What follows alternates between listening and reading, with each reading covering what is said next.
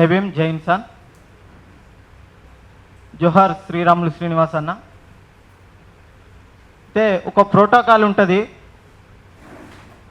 ఎప్పుడైనా ఒక సీనియరు ఒక మీటింగ్ పెడితే సీనియర్ నాయకులకి అవకాశం ఇస్తూ వాళ్ళను మాట్లాడియడం, అలాగే ఒక రాజ్యాంగబద్ధంగా ప్రజాస్వామ్యంలో ఒక పదవి పరంగా గౌరవించడం జరుగుతుంది.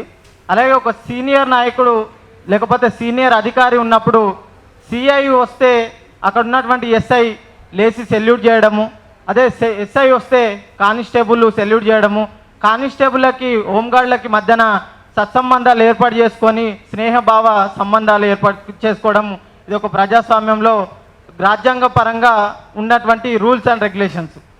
కానీ ఒక సిఐ ఎస్ఐ స్థాయి వ్యక్తికి గౌరవించడం అది వాళ్ళ యొక్క నిధులలో భాగం. కానీ అక్కడ ఉన్నటువంటి కానిస్టేబుల్ వచ్చి అతని దగ్గర కూర్చొని కాలు మీద కాలేసుకొని కూర్చొని ఎస్ఐ వస్తే కూడా ఎస్ఐ లేచి నమస్కరించకపోయినా కనీసం వాళ్ళకి రెస్పెక్ట్ చేయకుండా లేచి నిలబడలేని స్థాయిలో అక్కడ సిఐ వాళ్ళకి పెంపొందించి ఆ కులాన్ని రేకెత్తించే అవకాశం ఏర్పడ్డదంటే దానికి మెయిన్ కారణం ఏంటంటే కులము ఒకటైతే ఇంకొకటి ఏ ఏ అంటే ఒడ్డిచ్చటోడు మనోడు ఉంటే ఏ మూలనున్నా ముక్క పడుతుంది బొక్క పడుతుంది అనే నానుడు మన తెలంగాణలో బాగా ఉంటుంది. అంటే అధికారంలో మనం ఉంటే అది ఎవడైతే ఏంది ఏదైతే ఏముంది దాన్ని మన చేతుల్లోకి తీసుకొని మనం దాన్ని పాలించవచ్చు చేయొచ్చు అనే అహంకారము ఆ కులాధిపత్యాన్ని చూపించినటువంటి సిఐ జితేందర్ రెడ్డిని అరెస్ట్ చేయాలి, ఆయనను ఆ విధుల నుంచి బహిష్కరించాలి. ఎందుకంటే అక్కడ వచ్చినటువంటి ఒక సిఐ అక్కడ మండల్లో రిప్రజెంటేటివ్గా ఉంటూ ఆ యొక్క కార్యక్రమాలకి అక్కడ ఉన్నటువంటి లాండ్ ఆర్డర్ చేతిలో పెట్టుకొని ప్రజలందరినీ ఇదే ప్రభుత్వాలు ఫ్రెండ్లీ పోలీస్ అంటున్నది. ఫ్రెండ్లీ పోలీస్ అంటే కనీసం ఆ యొక్క పోలీసులలోనే ఫ్రెండ్షిప్ అనేది లేకుండా పోయింది. కనీసం ఎవరికి గౌరవం ఇవ్వాలో ఎవరికి గౌరవం ఇవ్వద్దో కూడా తెలియని పరిస్థితి అక్కడ ఏర్పడుతుంది. ఎందుకంటే కులం. ఒక కానిస్టేబుల్కి వేదనకు గురైండో లేకపోతే అక్కడ విలేజ్లో ఉన్నటువంటి వ్యక్తులు వేదనకు గురైరో అంటే లేదు కారణం.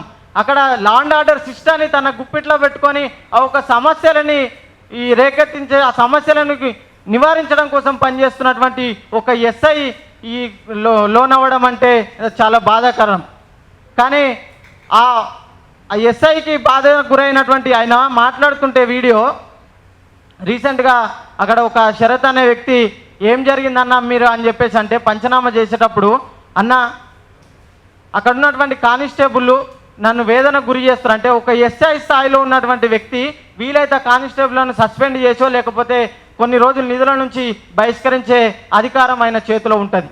కానీ ఆయనను వేదనకు గురి చేసి చచ్చిపోయేంత స్థాయికి తీసుకొచ్చారంటే అక్కడ ఉన్నటువంటి డీజీపీ ఏం చేస్తుండు, ఎస్పీ ఏం చేస్తుండు, ఈ రాష్ట్ర ప్రభుత్వం ఏం చేస్తుంది అంటే ఈ రేవంత్ రెడ్డి ఏమనుకుంటున్నాడంటే నేను మాత్రమే సమర్థుణ్ణి పరిపాలన సాగించడానికి, లేదంటే ఒక హోమ్ మినిస్టర్ను పెట్టే స్థాయి ఎవరు లేరు అంటే ఇంకొక మంచి రెడ్డి దొరకకపోవడమా, లేకపోతే ఈ హోంశాఖను వేరే వాళ్ళకి ఇస్తే నా ఆగడాలు జరగకపోతే ఆయన బాబాసాహెబ్ అంబేద్కర్ అంటాడు స్వతంత్ర సమర సమయంలో ఇక్కడ అధికార బదలాయింపు మాత్రమే జరుగుతుంది, కానీ అట్టడుగు వర్గాలకి రాజకీయంగా కానీ మానసికంగా కానీ శారీరకంగా స్వతంత్రము రాలేకపోతుందని చెప్పేసి ఇప్పుడు కూడా ఈ తెలంగాణలో కూడా అదే జరిగింది. రాజకీయ బదలాయింపు ఒక రావు నుంచి రెడ్డికి మాత్రమే జరిగింది, కానీ ప్రజలకు న్యాయం జరిగే ప్రభుత్వం ఏర్పడ్డదని చెప్పడానికి లేకుండా పోయింది.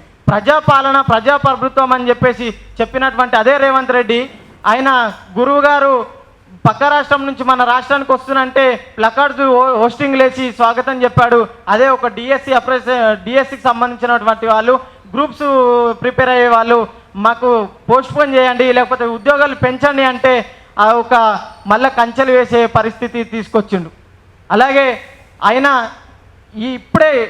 ఇప్పుడైనా కనీసం మేలుకొని, ఎందుకంటే ఈ తెలంగాణ రాష్ట్రంలో ఆయన వచ్చి నుంచి ఎన్నో ఆగడాలు జరుగుతున్నాయి.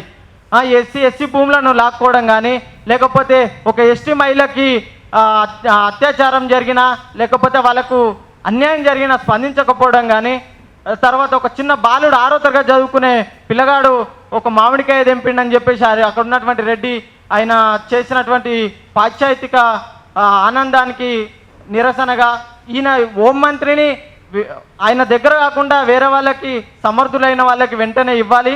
అలాగే నీవు దీని హోంశాఖ నీ దగ్గరనే ఉంది కాబట్టి దానికి బాధ్యత వహించి నువ్వు మంత్రిగా లేకపోతే ముఖ్యమంత్రిగా రాజీనామా చేస్తావా, లేకపోతే వాళ్ళకి అన్యాయం జరిగిన వాళ్ళకి న్యాయం చేస్తావా అని సైంటిఫిక్ స్టూడెంట్ ఫెడరేషన్ నుంచి డిమాండ్ చేస్తున్నాం.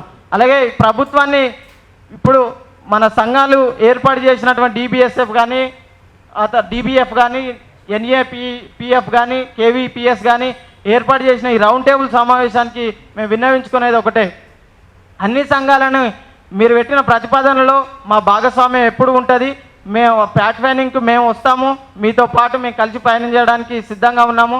న్యాయం జరిగేంత వరకు పోరాటం చేయడానికి మా సంఘం ఎప్పుడు ఎల్లవేళలా మీకు సహకారంగా ఉంటుంది అని చెప్పి తెలియజేస్తూ, ఈ అన్యాయం చేసినటువంటి జితేందర్ను అరెస్ట్ చేసే వరకు మనం ఈ యొక్క కార్యాచరణ ఆపొద్దని చెప్పేసి తెలియజేస్తూ ముగిస్తున్నాను. జై భీమ్.